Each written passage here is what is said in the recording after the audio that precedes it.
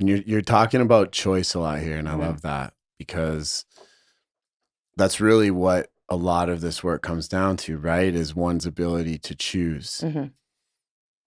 You work with high performers, you work with people that, generally probably come from some pain, come from some challenges, come from these aspects of life that we don't always like to look at. Mm-hmm.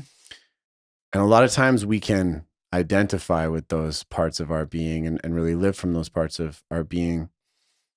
How do you support people, or how do you personally, because you also live this, really come into the power of choice and taking radical ownership? What's that conversation like for you? Mm.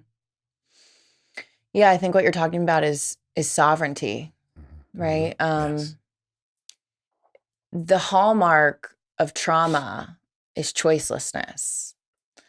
And so there are things anyone listening can relate to, that, like where you grow up, what family you're born into, what area code, what school you go to. Some of those things you didn't choose, right?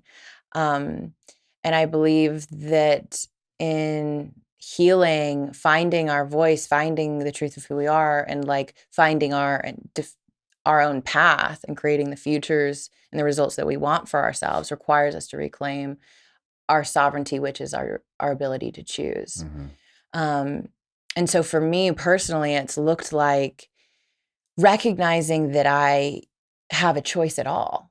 Um, there was a specific moment in my life where that awareness came to me, and it was after my sister, who's 4 years older than me, was diagnosed with leukemia, and it was the day that we found out that she was ill, and cancer, that word, enters the picture, and our family sitting around the table before she goes to the hospital. And my dad looks at us and he's like, we have two choices, hope or despair. Oof. And we're going to choose hope. And it was the first time I realized that I had a choice in the way I was going to perceive this experience and circumstance. And if we chose despair, it was like, what is the alternative? Is like, what is the alternative if I don't choose hope, to see the good, to look for the holy in the shit? Mm-hmm. Mm-hmm.